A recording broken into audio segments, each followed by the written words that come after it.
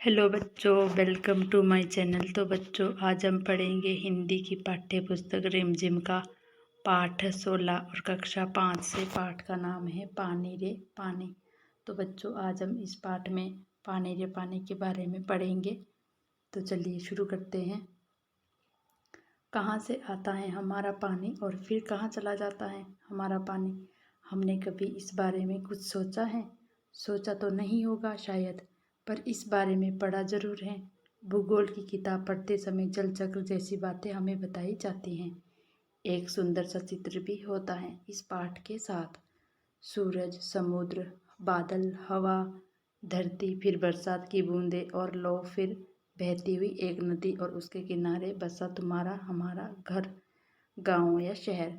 चित्र के दूसरे भाग में यही दिन अपने चारों तरफ का पानी लेकर उसी समुद्र में मिलती दिखती हैं। चित्र में कुछ तीर भी बने रहते हैं। समुद्र से उठी भाप बादल बनकर पानी में बदलती हैं और फिर इन तीरों के सहारे जल की यात्रा एक तरफ से शुरू होकर समुद्र में वापस मिल जाती हैं। जल चक्र पूरा हो जाता है। ये तो हुई जल चक्र की किताबी बातें। पर अब तो हम सबके घरों में, स्कूल में, माता पिता के दफ्तरों में, कारखानों और खेतों में पानी का कुछ अजीब सा चक्कर सामने आने लगा है। नलों में अब पूरे समय पानी नहीं आता। नल खोलो तो उससे पानी के बदले सूसू की आवाज़ आने लगती है।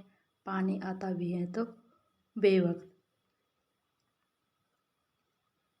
कभी देर रात को तो कभी भोर सवेरे। भोर यानी सुबह जल्दी मीठी नींद छोड़कर घर भर की बाल्टियाँ, बर्तन और घड़े भरते फिरो। पानी को लेकर कभी कभी कहीं कहीं आपस में तू में भी होने लगती हैं। रोज रोज के इन झगड़े टंटों से बचने के लिए कई घरों में लोग नलों के पाइप में मोटर लगवा लेते हैं। इससे कई घरों का पानी खींचकर एक ही घर में आ जाता है। ये तो अपने आसपास का हक छीनने जैसा काम है, लेकिन मजबूरी मानकर इस काम को मोहल्ले में कोई एक घर बैठे तो फिर और कई घर यही करने लगते हैं। पानी की कमी और बढ़ जाती है। शहरों में तो अब कई चीज़ों की तरह पानी भी बिकने लगा है।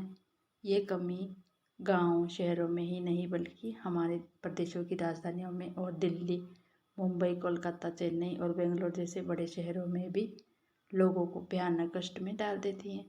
देश के कई हिस्सों में अकाल जैसी हालत बन जाती हैं। ये तो हुई गर्मी के मौसम की बात, लेकिन बरसात के मौसम में क्या होता है? लो, सब तरफ पानी ही बहने लगता है। तुम्हारे हमारे घर, स्कूल, सड़कों, रेल की पटरियों पर पानी भर जाता है।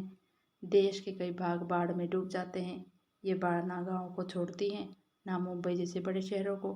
कुछ दिनों के लिए सब कुछ थम जाता है, सब कुछ बह जाता है। यह हालात हमें बताते हैं कि पानी का बेहद यानी हद से ज़्यादा कम हो जाना और पानी का बेहद ज़्यादा हो जाना यानी अकाल और बाढ़ एक ही सिक्के के दो पहलू हैं। यदि इन दोनों को ठीक से समझ सके और संभाल ले तो कई समस्याओं से छुटकारा मिल सकता है। चलो थोड़ी देर के लिए हम पानी के इस चक्र को भूल जाए और याद करें अपने गुल्लक। जब भी हमें कोई पैसा देता है, हम खुश होकर दौड़कर उसे झट से अपने गुल्लक में डाल देते हैं। 1 रुपया, 2 रुपया, 5 रुपया, कभी सिक्के तो कभी छोटे बड़े नोट, सब इसमें धीरे धीरे जमा हो जाते हैं। फिर जब कभी हमें कुछ पैसों की ज़रूरत पड़ती है तो इस गुल्लक की बचत का उपयोग कर लेते हैं। हमारी ये धरती भी इसी तरह की खूब बड़ी गुल्लक है। मिट्टी की बनी इस विशाल गुल्लक में प्रकृति वर्षा के मौसम में खूब पानी बरसाती है। तब रुपयों से कई गुना कीमती इस वर्षा को हमें इस बड़ी गुल्लक में जमा कर लेना चाहिए। हमारे गाँव में, शहर में जो छोटे बड़े तालाब, झील आदि हैं, वे धरती की गुल्लक में पानी भरने का काम करते हैं। इनमें जमा पानी जमीन के नीचे छिपे जल के भंडार में धीरे धीरे रिसकर छन कर जा मिलता है। इससे हमारा भूजल भंडार समृद्ध होता जाता है। पानी का ये खजाना हमें दिखता नहीं, लेकिन इसी खजाने से हमें इस बरसात का मौसम बीत जाने के बाद पूरे साल भर तक अपने उपयोग के लिए घर में, खेतों में, पाठशाला में पानी निकाल सकते हैं। लेकिन एक दौर ऐसा भी आया जब हम लोग इस छिपे खजाने का महत्व भूल गए और ज़मीन के लालच में हमने अपने तालाबों को कचरे से पाट कर भर कर समतल बना दिया। देखते ही देखते इन पर तो कहीं कहीं मकान, कहीं बाजार, स्टेडियम और सिनेमा आदि खड़े हो गए। इस बड़ी गलती की सज़ा हम सबको मिल रही है। गर्मी के दिनों में हमारे नल सूख जाते हैं और दिनों में हमारी बस्तियां डूबने लगती हैं।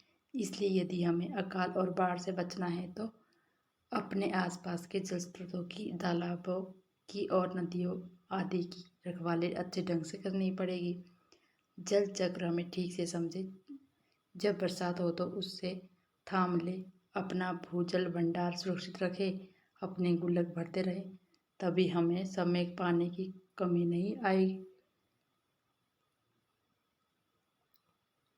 यदि हमने जल चक्र का ठीक उपयोग नहीं किया तो हम पानी के चक्कर में फंसते चले जाएंगे। तो ये पाठ किसने लिखा है? अनुपम मिश्र में।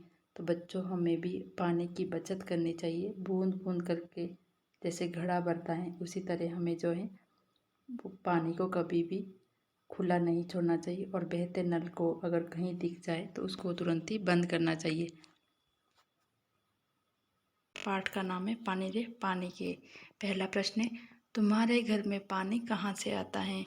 तो इसका आंसर है उत्तर, हमारे घर में पानी मोहल्ले की बड़ी टंकी से आता है। सुबह शाम एक दो नल से आता है। अगला प्रश्न है, तुम्हारे घर का मैला पानी बहकर कहाँ जाता है? उत्तर है, मेरे घर का मैला पानी एक बंद नाले से होता हुआ बड़े निष्पन्न संयंत्र फिल्ट्रेस में जाता है। प्रश्न 3 है, तुम्हारे इलाके में धरती के अंदर का पानी कितने फीट या कितने हाथ की है? उत्तर है, 150 फीट नीचे है। अगला प्रश्न है, आज से 15 वर्ष पहले यह पानी कितने नीचा था? उत्तर है 90 फीट नीचे था। अगला प्रश्न है, अनुमान लगाओ। प्रश्न है कि अपने घर के नल के पाइप में मोटर लगवाना दूसरों का हक छीनने के बराबर है। लेखक ऐसा क्यों मानते हैं?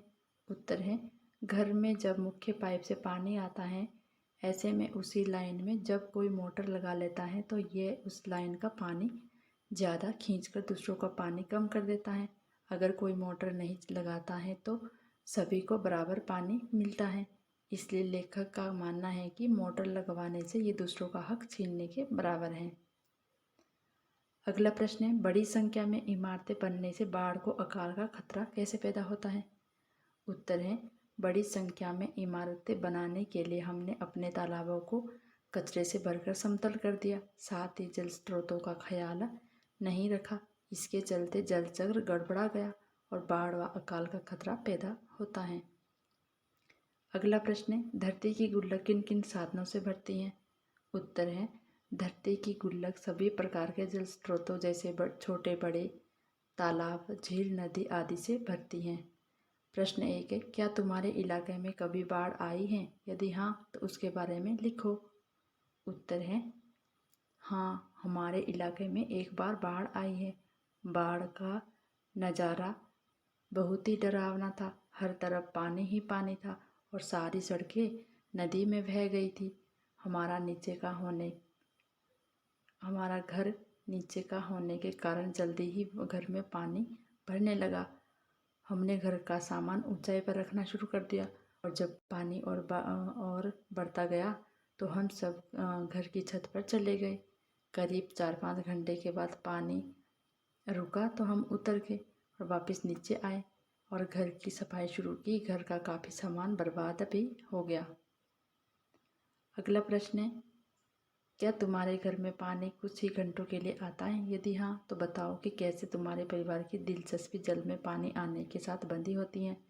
तो इसका उत्तर है, जैसे ही पानी आता है परिवार का हर सदस्य पानी भरने में लग जाता है और मम्मी वॉशिंग मशीन चलाती हैं और दीदी आरओ प्लांट चलाती हैं और दादाजी बगीचे में पानी लगाते हैं आदि। अगला प्रश्न है, क्या तुम्हारे मोहल्ले में रोज़मर्रा की ज़रूरतों को पूरा करने के लिए लोगों का जल खरीदना पड़ता है? यदि हाँ तो बताओ कि तुम्हारे बारे में रोज़ औसतन कितना तुम्हारे यहाँ पे घर आएगा। रोज़ औसतन कितना लीटर पानी आता है, कितना खर्चा आता है। हमारे घर में रोज़ औसतन पानी का पीने का शुद्ध पानी आता है और 80 से 100 रुपये का खर्चा हो जाता है। आगे है संकट क्यों। पाठ में पानी के संकट के किस कारण की बात की गई है। उत्तर, अब हम लोग जल रूपी इस छिपे खजाने का महत्व भूल गए और ज़मीन के लालच में हमने अपने तालाबों को कचरे से भरकर समतल बना दिया और इन पर बड़ी बड़ी इमारतें खड़ी कर दी। इस प्रमुख कारण की बात कही गई। अगला प्रश्न है, पानी के संकट का एक और मुख्य कारण पानी की फिजूल खर्ची भी है। कक्षा में 5-5 के समूह में बातचीत करो और बताओ कि रोज़मर्रा के ज़िंदगी में पानी की बचत करने के लिए तुम क्या क्या उपाय कर सकते हो। उत्तर है, पानी की बचत कभी भी नल को ज़रूरत होने पर ही खोले और नहाने के लिए पानी की बजाय फव्वारे की बजाय बाल्टी में पानी लेकर नहाएं और गाड़ी व आंगन की सफाई करने के लिए पाइप की जगह बाल्टी में पानी ले। आरओ प्लांट से निकले खराब पानी को शौचालय या बगीचे में इस्तेमाल करें और बगीचे में पानी देते समय पानी पौधों की जड़ों में डालें। अगला प्रश्न, जितना उपलब्ध है उतना उससे कहीं ज़्यादा खर्च करने से पानी का संकट उत्पन्न होता है। क्या यही बात हम बिजली के संकट के बारे में भी कर सकते हैं। उत्तर है, हाँ, बिजली के संकट के बारे में ये बात बिल्कुल सही साबित हो रही है। अगला प्रश्न है, पानी का चक्कर, भाषा का चक्कर। पानी की समस्या या बचत से सर्वाधिक पोस्टर और नारे तैयार करो। ये काम तुम अपनी कक्षा में करो। तो बच्चों, ये आपने स्वयं करना है।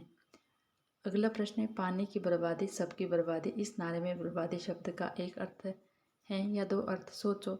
उत्तर है, अगर हम पानी को बर्बाद करेंगे तो हम अपने आप को ही बर्बाद कर देंगे, इसलिए बर्बादी का दो और जगह एक ही अर्थ निकलता है। पानी हमारी ज़िंदगी में महत्वपूर्ण तो है ही, मुहावरे की दुनिया में भी उसकी खास जगह है। पानी से संबंधित हैं कुछ मुहावरे, इकट्ठे करो और वाक्य में प्रयोग करो। उत्तर है, जैसे कि दूध का दूध और पानी का पानी। इसका अर्थ है इंसाफ करना। जज साहब ने सही आरोपी को सजा दिलाकर दूध का दूध और पानी का पानी कर दिया। आगे है घाट घाट का पानी पीना। इसका अर्थ है अनुभवी होना। मेरे दादाजी ने घाट घाट का पानी पिया है। आगे है पानी पानी होना। इसका अर्थ है शर्मिंदा होना। स्कूल के कार्यक्रम के दौरान अंग्रेजी में सही उच्चारण न करने पर बच्चा पानी पानी हो गया। तो बच्चों, इसी के साथ हमारा आज का पाठ पानी रे पानी के अभ्यास प्रश्नोत्तर समाप्त होते हैं। तो बच्चों, आपको भी पानी की सही बचत करनी है और नल को व्यर्थ खुला ना छोड़े और पानी को बर्बाद ना गंवाएं, फूलों और सब्जियों में डालें। इसी के साथ बच्चों, अगर आपको वीडियो पसंद आई हो तो वीडियो को लाइक और शेयर कीजिए, मेरे चैनल को सब्सक्राइब कीजिए। बाय बाय बच्चों।